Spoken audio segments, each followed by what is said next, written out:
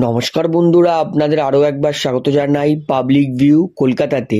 বন্ধুরা, আইপিএল 2025-এ আরও একবার কলকাতা নাইট রাইডার্সকে চ্যাম্পিয়ন হতে গেলে কেকেআরকে কোন 5 প্লেয়ারকে কিনতে হবে এবং আইপিএল 2025-এর মেগা অকশনে কোন 5 প্লেয়ারকে কেকেআর টার্গেট করবেই করবে, আজকের এই ভিডিওতে সেটাই আপনাদেরকে জানাবো। তাই অনুরোধ করে রাখছি ভিডিওটা শেষ পর্যন্ত দেখবেন এবং ভিডিওটি শুরু করার আগে একটা ছোট্ট অনুরোধ করে রাখবো, যেহেতু এইখানে আপনারা খেলার সমস্ত রকম আপডেটস পেয়ে যাবেন, তাই অবশ্যই পাবলিক ভিউ কলকাতা এই চ্যানেলটিকে সাবস্ক্রাইব করে বেল আইকন প্রেস করে অল করে রাখবেন।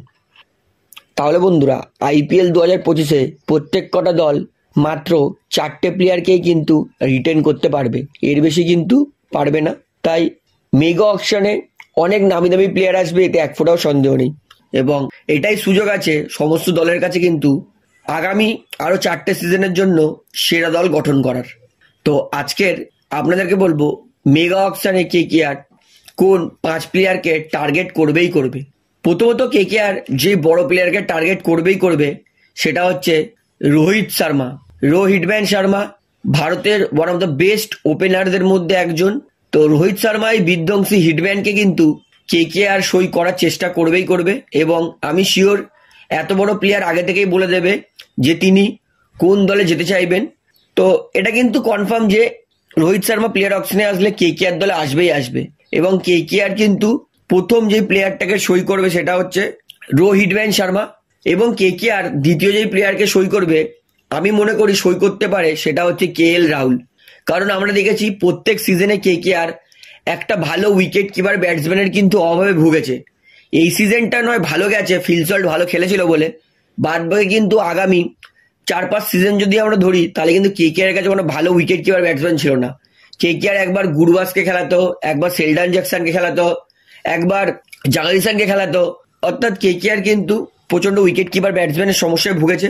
তো কেকেআর কিন্তু যদি কেএল রাহুলকে সই করে তাহলে কিন্তু কেকেআর একটা ভালো উইকেট কিপার ব্যাটসম্যান পেয়ে যাবে। এবং আমি বলবো ভারতীয় ক্রিকেট আমি এতদিন ফলো করছি, যদি কোনো প্লেয়ারের সঙ্গে সব থেকে বেশি অন্যায় হয়ে থাকে সেটা হচ্ছে কেএল রাহুল। কারণটা কি? কারণটা হচ্ছে কেএল রাহুল এমন এক প্লেয়ার যাকে আজ পর্যন্ত টিম ইন্ডিয়া কোনো পারফেক্ট পজিশন দিতে পারিনি। একবার কেএল রাহুল ওপেনিং করেছে, তো একবার কেএল রাহুল 3-এ খেলেছে, তারপরে কেএল রাহুল আবার 4-এ খেলেছে, 5-এ খেলেছে, 6-এ খেলেছে। অর্থাৎ কেএল রাহুলের জন্য আজ পর্যন্ত টিম ইন্ডিয়া কোনো সেট পজিশন পাঠায়নি। যেমন আমরা সবাই জানি বিরাট কোহলি 3 নম্বরে নামে, রোহিত শর্মা ওপেনিং করে, সেরকমই কেএল রাহুলের জন্য ইন্ডিয়া টিম আজ পর্যন্ত কোনো পারফেক্ট পজিশন দেয়নি। তো আমি বলবো কেএল রাহুলকে কিন্তু কেকেআর সই করতে পারে, ফ্লেক্সিবল প্লেয়ার আছে, সমস্ত পজিশনেই ভালো খেলে। এবং তৃতীয় প্লেয়ার আমি মনে করি সেটা কেকেআর ঝাঁপাবে মিচেল স্টার্কের ওপর, কারণ 25 কোটি টাকা দিয়ে আমি মনে করি না মিচেল স্টার্ককে কেকেআর রিটেন করবে। তাই কেকেআর আরও একবার মিচেল স্টার্কের জন্য ঝাঁপাবে, কারণ কেকেআর কিন্তু পেস বোলিং ডিপার্টমেন্টে একটা লিডার দরকার, যে তরুণ প্লেয়ারদেরকে, তরুণ বোলারদেরকে আদেশ দিতে পারবে, একটু আইডিয়া দিতে পারবে কিরকম পরিস্থিতি, কিরকম বল করতে হবে। তাই কেকেআর কিন্তু 3 নম্বর প্লেয়ার যাকে মেগা অকশনে কিনবে সেটা কিন্তু আরও একবার মিচেল স্টার্ক হবে এবং মিচেল স্টার্ক কি করতে পারে সেটা আমরা সবাই দেখেছি। 4 নম্বর প্লেয়ার যাকে কেকেআর মেগা অকশনে কিনবে সেটা হচ্ছে হেনরিক ক্লার্কসন।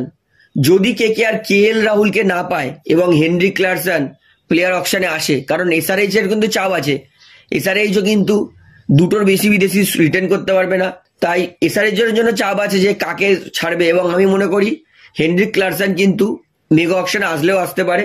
তো যদি কেএল রাহুলকে কেকেআর না পায় তাহলে আমি কনফার্ম কেকেআর কিন্তু হেনরিক ক্লার্কসনের জন্য ঝাঁপাবে। কারণ হেনরিক ক্লার্কসন হচ্ছে এমন এক প্লেয়ার যে ইন্ডিয়াতে দাঁড়িয়ে ইন্ডিয়ান স্পিন বোলারকে মেরে ছাতু করে দিয়েছে এবং দুর্দান্ত উইকেট কিপার ব্যাটসম্যান, এতে এক ফোঁটাও সন্দেহ নেই। তাই এত ভালো প্লেয়ারকে আমি মনে করি কেকেআর আসলে অকশন যেতে দেবে না। আর গৌতম গম্ভীরকে আমরা জানি, যেই প্লেয়ারকে একবার মাথায় নিয়ে নেবে যে একে সই করবো তোকে কিনেই ছাড়বে, সে যতই টাকা হোক। তাই কেকেআর 4 নম্বর প্লেয়ার সই করতে পারে, সেটা হচ্ছে হেনরিক ক্লার্কসন। এবং হেনরিক ক্লার্কসন আসলে কিন্তু মিডল অর্ডার এবং ম্যাচ ফিনিশিং দিকটাও প্রচন্ড স্ট্রং হবে। এবং কেকেআর শেষ যে প্লেয়ারটাকে সই করতে পারে সেটা হচ্ছে তরুণ মায়াঙ্ক যাদব। এই বছর মায়াঙ্ক যাদব 160 স্পিডের কাছাকাছি স্পিডে বল করে দেখিয়েছে তার কত গতি। এবং মায়াঙ্ক যাদব বেশি না, লখনৌর জন্য 4টে ম্যাচ খেলেছিল ইনজুরির আগে, সেই 4টে ম্যাচে একাই বোলিং দমে, নিজের ক্ষমতায়, বোলিংয়ের ক্ষমতায় অপোনেন্ট দলকে পুরো ধুয়ে দিয়েছে। অস্ট্রেলিয়ার ব্যাটসম্যানকে পেসে বিট করছে, সাউথ আফ্রিকার ব্যাটসম্যানকে পেসে বিট করছে। তো বিধ্বংসী বোলিং করেছে মায়াঙ্ক যাদব, এবং আমরা জানি গৌতম গম্ভীর কিন্তু লখনৌয়ে মায়াঙ্ক যাদবকে নিয়ে এসেছিল নিজে খুঁজে, এবং মায়াঙ্ক যাদব যেহেতু দিল্লির ছেলে তাই গৌতম গম্ভীরের আদেশেই কিন্তু লখনৌ মায়াঙ্ক যাদবকে কিনেছিল। তাই মায়াঙ্ক যাদব যদি অপশনে আসে তাহলে আমি কনফার্ম গম্ভীর কিন্তু মায়াঙ্ক যাদবকে অবশ্যই সই করবে। তো আমি মনে করি কেকেআর কিন্তু এই প্লেয়ার অপশনে এই 5 প্লেয়ারকে সই করবে, এবং এই 5 প্লেয়ারকে কিনলেই আমি কনফার্ম যে কেকেআর আরো একবার কিন্তু আইপিএল ট্রফি নেবেই। তো 5 জনই ভালো প্লেয়ার, 5 জনই ইম্প্যাক্টফুল প্লেয়ার। তার পাশাপাশি কেকেআর 4টে প্লেয়ারকে আরো রিটেন করবে। তো বলতেই পারি কেকেআর কিন্তু বিধ্বংসী দল গঠন করছে, তো এক ফোঁটাও সন্দেহ নেই। তো আপনার কি মনে হয়, এই 5 প্লেয়ার কি কেকেআর নিতে পারবে? সেটা আমাকে অবশ্যই কমেন্টে জানাবেন, এবং আপনার মতে কেকেআর কাকে নেওয়া উচিত সেটাও জানাবেন। তাহলে ভিডিওটা এখানে শেষ করছি। ভিডিওটি ভালো লাগলে অবশ্যই লাইক করুন, কমেন্ট করুন, শেয়ার করুন, এবং বন্ধুরা চ্যানেলটি তারা নতুন আছেন সবাইকে একটা অনুরোধ করবো, তারা অবশ্যই পাবলিক ভিউ কলকাতা এই চ্যানেলটিকে সাবস্ক্রাইব করে বেল আইকন প্রেস করে অল করে রাখবেন। ধন্যবাদ।